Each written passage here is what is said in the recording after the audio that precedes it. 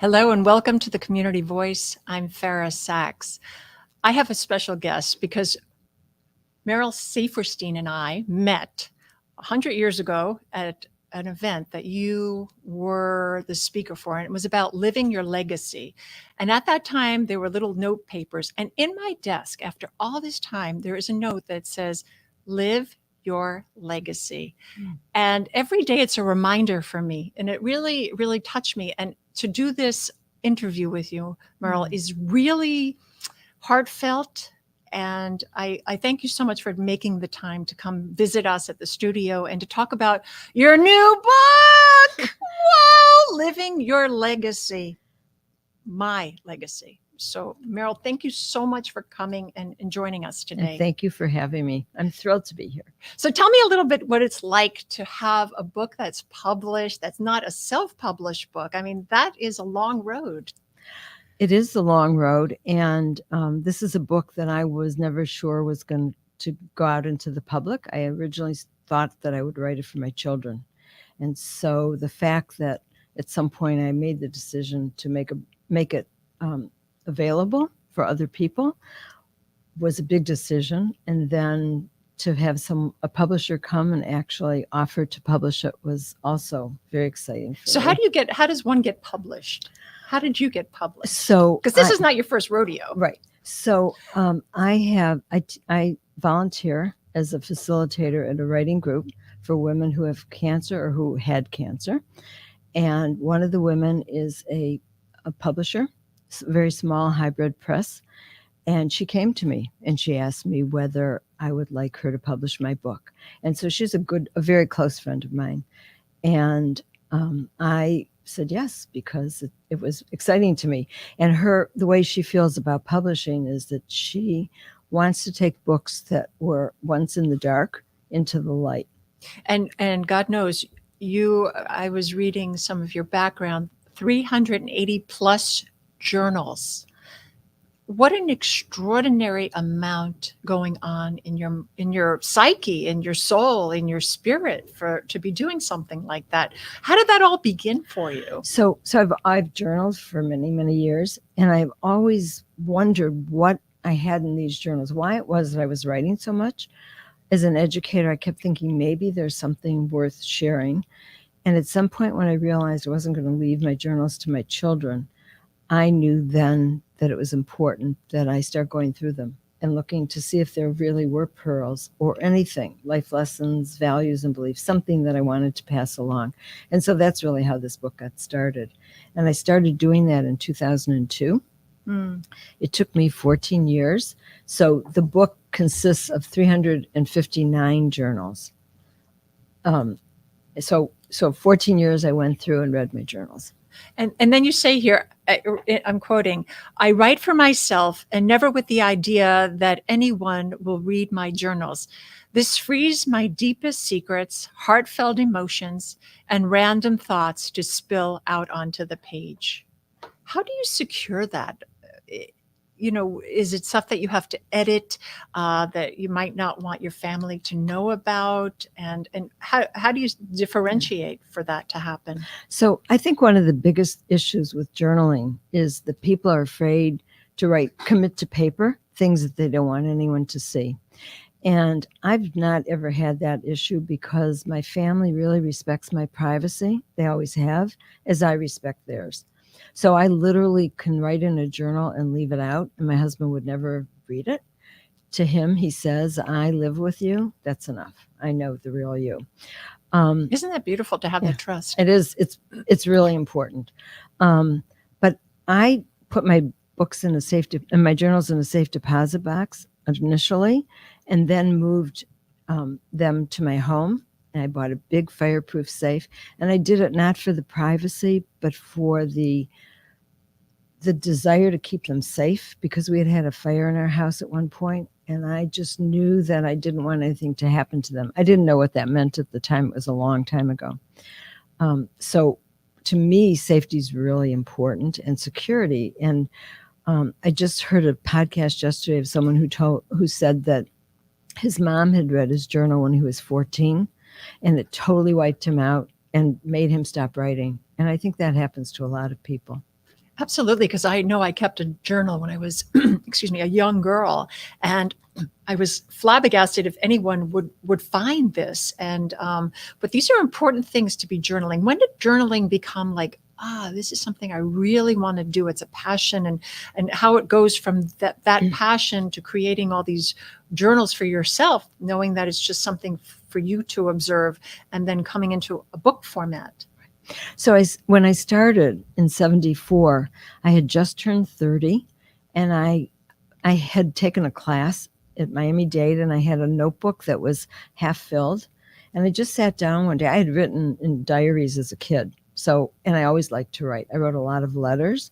So I decided that this might be something that I would want to do. So I started journaling, and it took me about 7 years before it became something that I was doing daily. And then by 81 and 82, I was literally writing at a railroad, when the railroad track was, I couldn't get over it and I had to stop, or when the bridge was up, or standing in line at the grocery store. I was writing all the time. Because you've also uncovered that if you don't write every day, you feel like you've missed something in that day, that it's really become a necessity, and like brushing your teeth, something you have to do. Right. So I think the real key to that is that initially it was more recording my life, but then as time's gone on, it's really much more what I'm feeling, what I'm thinking. And there are days now, because I've done this project, which took me 14 years to go through my journals and read, and then 5 years to edit out and decide what I wanted to keep.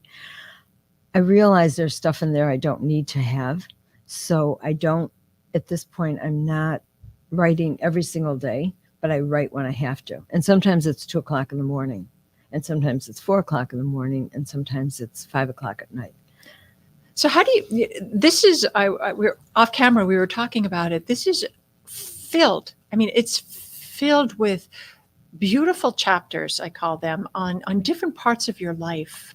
And how do you whitter down to just these amount of chapters and this, and it's really, really easy reading for your day to day. And I found this very provoking from my own writing, because you also sent me my own diary, with a beautiful love note, which I was like, I've so treasured that. Thank you so much again. And it got me journaling again, because I had stopped when my father passed away. I started writing, and then I stopped about a year ago after he died. So it got me back into that everyday practice of just writing my thoughts, getting it out there. And it's something happens when you get it from your brain to your hand to the paper.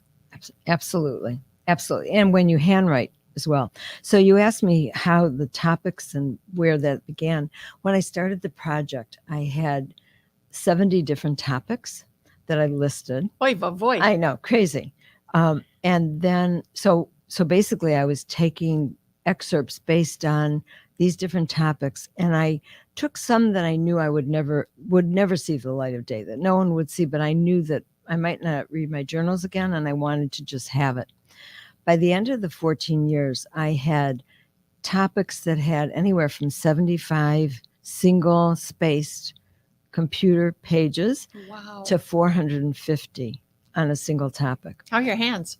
Hands are good. That's not a problem so far. So basically what I decided was I needed to figure out what topics I wanted to share. So I then immediately started crossing out topics and whittled down to 22. And then it was whittling those 22 down to a sizable amount. So each chapter has about 30 pages. It took a long time, to go through and decide what I was comfortable sharing. And it's interesting because some of the early readers said they wished that I had told more about a certain subject. And my answer to them was they should be glad I told whatever I told, because really there's a piece of all this that's very vulnerable. I am exposing myself. I'm saying things that I never would have expected I would be sharing with people. And that's been a really important piece to all of this, the vulnerability. And because of your vulnerability, when I was reading, I was able to figure out some of my own stuff. I mean, there's chapters about parenting your children. There's spots about your marriage, about working.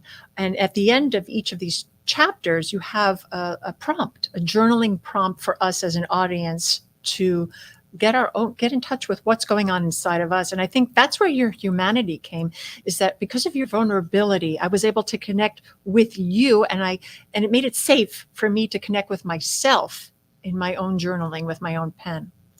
That makes me really happy. It made me really happy. So my goal was twofold. One was to help people understand the power and the gift of journaling, because I really do believe that journaling, as well as any legacy project that we do, even though we think we're doing it for someone else, the real gift is that we do it for ourselves. So that's the first thing. The second thing is, while this is about my life, clearly, my goal is for you to look at my life and see it as a mirror into your own life, to reflect. So I have a friend who is a psychologist who spoke to me throughout this whole project and kept saying, Merle, the shadow side is really important. That's what people are going to relate to. You mean the dark side of the moon? The dark side, the stuff that, the hard stuff that's hard to put out. But like you said, that's what you related to. That's what you were able to connect with. And I realized that that's, my life has been great and I've been very lucky, but there have been tough times too. People don't want to hear all the good stuff all the time because no one's life is perfect.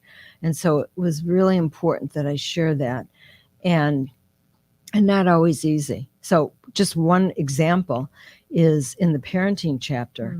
I sent my children the chapter before anyone else saw it, and I wanted them to make sure they were okay with it. And my daughter called me up. My daughter had been sexually molested when she was 10 and 11 years old. And she called me up and she said to me, Mom, is there anywhere in the book that you have put, that you've written about this? And I said, no, that's not for me to tell. And she said, I think you need to. And it really shocked me because she said, I think that people hear about being sexually molested from the person who's been molested, but they don't hear from the parents. And I think it will be helpful to other people to read from a parent's point of view how you handled this. It really surprised me. Oh my God. Speaking of going to the dark side. I know. It was really heavy. And then what I realized is people are going to read this and might think, whoa, she's exposing her daughter. So at the end of each chapter, I do have the reflections where I go back and I reflect. And it's in there that I say that this is only in there because my daughter asked that I put it there. Did you find this to be healing for her as well as to you by revealing that? I don't know. I can't. I Okay, really can't answer that. Yeah. No, I didn't really ask her that, but I think that the fact that she's gotten to the point where she can share like this is healing. So in my book launch event, I talked a little bit about this. Now, I didn't say specifically, but I said that Rebecca asked me to share something painful and difficult, and I'd practiced what I was going to say for the book launch. But when I got up and got to that paragraph and there she was sitting there, I just totally lost it. It was really interesting to me how emotional it became with her there. Yeah, and it's probably this connection that you both shared, Right, and it's right. that moment of real. I'm being real. I'm being exactly. vulnerable. I'm connecting with you. I hear you. Right. And Yeah. I think that's what we all want to be, is just to be heard. And I think in this book, it's amazing. I mean, we could talk about some of the chapters, and one of them that was really important for you and important for me to read was your book, your timing with Anne Frank and the Holocaust Documentation and Education Center, and how, way back when, and how that really nurtured you and brought you forward to this moment. I think all of our experience are a subtotal of where we are, where we've been, and here we stand together or sit together in this interview, and it's just because of the work that you did back then. So let's talk about that, because that's a really important part of the book and really important part of your life. So this was in '83 when I stopped working in a job because I was really unhappy. And for 2.5 years, I kind of wandered the beach and tried to figure out what I was going to do with my life. It was definitely an existential crisis, without question. I think we have, here I am at this age, Yes. and I'm no longer that young girl, and I'm still having some time. not What am I easy. doing with my life? It's not easy. And so I was pretty lost when I had the opportunity, when a friend of mine called and asked me if I wanted to bring the exhibit to Miami. And the Anne Frank exhibit had just come from Amsterdam. Someone had found Anne Frank's family photograph album and recognized her, they found it in Germany, sent it to Amsterdam. Amsterdam created this 800 photographic exhibition of Anne Frank in the world around. My friend Tom had just started working at the Anne Frank Center in New York as the executive director. His job was to send it around the country. He called me literally the day after probably the lowest moment in my life when I said, I have no idea what I'm going to do. Everything in the past kind of felt like it was gone. Past, which is not true at all. We really do bring it with us. And asked me if I would bring it to Miami. And it was an opportunity for me. It was something I had never done before. And my goal was to have 50,000 people and to get an editorial in the Miami Herald. I started looking for venues. The new library had just opened downtown. And Ed Sins, the director of the library, I will never forget when I went to him and talked to him. And he said to me, Anne Frank sits among the great writers in the world, and on our shelves, she belongs here. Oh my and gosh. I know. Oh, And wow. so it was, Wow. I know, it was very powerful. And so I brought the exhibit to Miami, and my goal was to unite the community. So it was a time where the Muriel boat lift had come. We had the issues with the Blacks and the Anglos and the Hispanics, and a lot of unsettled feelings in Miami. And I did a lot of programming to bring our community together. And it turned out to be one of the most incredible experiences of my life and led me to my job at the Holocaust Center, where I was the director of education for 26 years. Yeah, but let's hear the story. It's serendipitous how you went from one thing to another and you created your reality. I did. I mean, you weren't supposed to be, right. You were supposed to be, but it didn't start that way. And I didn't know it was happening. I mean, I just did one step at a time. And I did a program with the 50 high schools at the time in Miami-Dade. I had 2 students from every high school come. What year was this? This was in 85. So in November of 85, North Miami Beach Senior High School had put on the play, The Diary of Anne Frank. And I had taken a course at the Holocaust Center to interview survivors and had met Jerry Goldsmith, Dr. Goldsmith, who was a survivor from Amsterdam, who was literally in hiding down the street from Anne Frank. And so he came and talked to the cast. I set it up so that he would come and talk to the cast and the crew of the play at North Miami Beach High School. And they got to ask him questions about what his experience was like. It was really very powerful. After that, what ended up happening was that when I did the symposium, I had 2 students from every high school in Dade County, and I invited the entire cast and crew from the play, and everyone just had their first name, so no one knew who anyone was, what school they were from.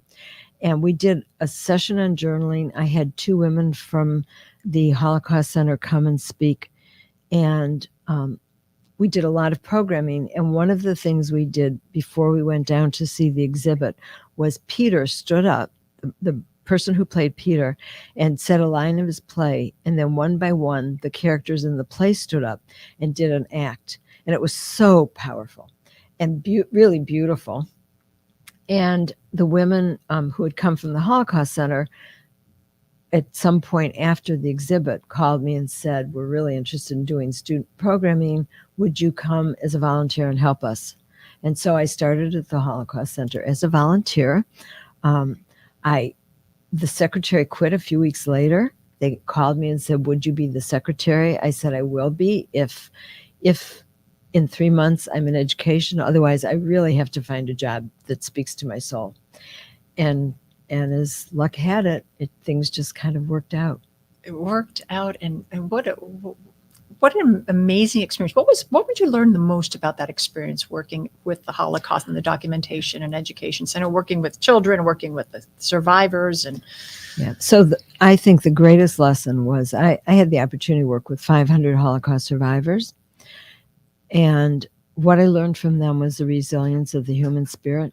something that I am forever eternally grateful to them for, because I really learned how these people went through the darkest time in history and were able to pick up the pieces and live such a full, beautiful life. And in volume 2, so I am writing a second volume with the 11 other chapters. I have one chapter that's called Those Who Are There, and it's about 30 vignettes of Holocaust survivors and a few liberators. And to me, it's probably the most important writing I've ever done, because it's my way of helping to pass along their stories, which is something I promised them I would do. And I'm speechless. And to hold this book for me was heavy. It's heavy. It's physically heavy. Yeah. But it's emotionally heavy too, because I have to connect.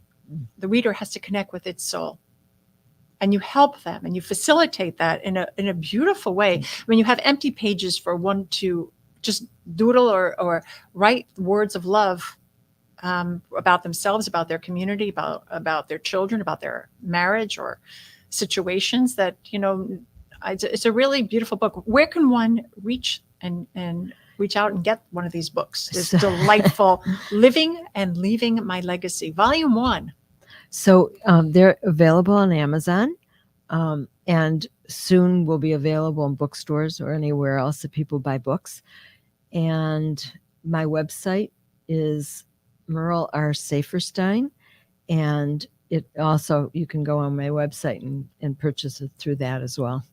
And what is your legacy? Your legacy has been so many different things, but if you can whittle it down to one, what for an audience, for the reader, for someone that might be watching, what is your one thing that has really contributed to who you are and where you want to be remembered?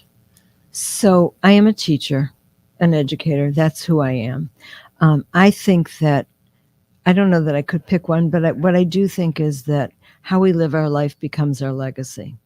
And that's really my credo. That's what I want people to understand, that people watch us and learn from us, and that's the most important thing.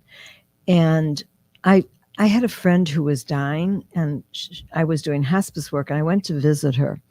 And one of the questions, one of the questions I asked her was, Marie, how do you want to be remembered? I remember this in the book. I said, I don't know if it was in the book or one of your videos. I just started crying. Yeah. And she said to me, she looked at me and she thought for a minute, and she said, Merle, you're going to remember me the way you want to remember me. And it was such a good lesson, because if we don't live our lives the way we want to be remembered, we will be remembered the way people see us. Absolutely. And when you can eulogize someone, that's Right. one thing. But for us to pass this down to our children, to get it right, to our husbands, to our family members while we're alive, that's the gift. Right. And when we do legacy work, for example, if one were to do an autobiography or an ethical will or an oral history, we think we're doing it for someone else, but the truth is the real gift is what we give ourselves. So this book, while I really did it at beginning initially for my children, really the gift I gave myself by going through my journals and doing this, looking at my life in this way, was really a huge, huge gift I gave myself. Absolutely. Yeah. Absolutely. What's next? Well, next comes volume 2. So I'm hoping that it will be out by next year. My goal initially was to do it as a collection. So it's actually half done. I have all the chapters. I have gone through it and edited it partially. So I don't have as much work to do. And so I do believe it can come out next year. And if someone wanted to pick up and just start writing, journaling, what advice can you give them just to start? Because you also run groups, journaling groups, and you Right. do a lot of work outside in the community to support other members. What would you say? How do you begin a journal? So the easiest way is to start with right now. So even if you say right now I am, or I feel, or today I am something, just very in the moment. What are you thinking and feeling in this moment? Not how you felt yesterday and not what you're thinking about tomorrow, but what's going on right now. How do you feel? What are you thinking about? What's important to you? And so just starting right there, just with I, today, and then whatever happens. Also, a lot of people keep gratitude journals, and that's something that I think is really important, to be able to write down those things that are grateful every day.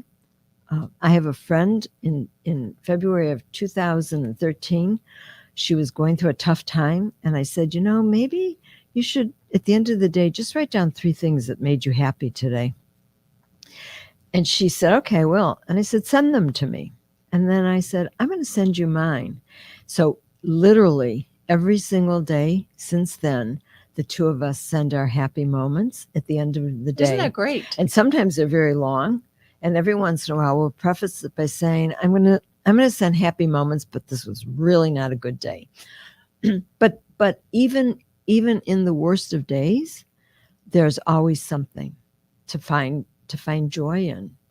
Even if it's looking at the flowers, or connecting with someone, or saying something nice to a stranger. Just having the connection. Absolutely. Because I remember when years ago it was, Dear Diary. Right. And I don't know who she was, but she knew a lot of secrets, Miss Diary. Yes, absolutely. And so some people do still write that way. I was listening to a man talk about his journal writing, and he writes to his middle name. He uses his middle name and has a kind of a dialogue with that part of him. It's really interesting. So he's really connecting with who he is. Exactly. And exactly. And by picking up this diary this past time that you gifted to me, I really got in touch with some things that I just didn't know. I was like, wow, that was interesting. Where did that come from in my brain and my heart and my soul? Yeah. And I guess that's what you're doing. You're really gifting us ourselves. Right.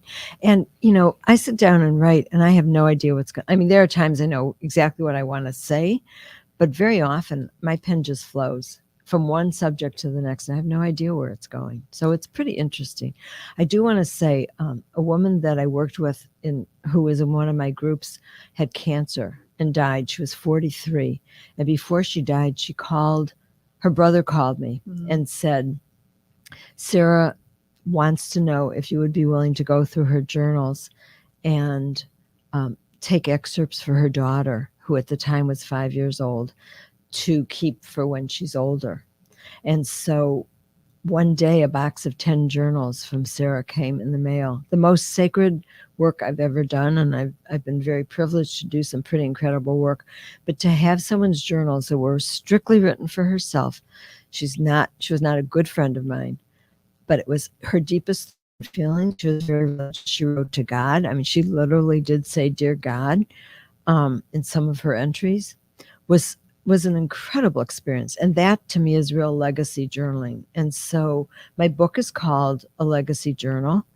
And doing something when we write for ourselves, it's one thing.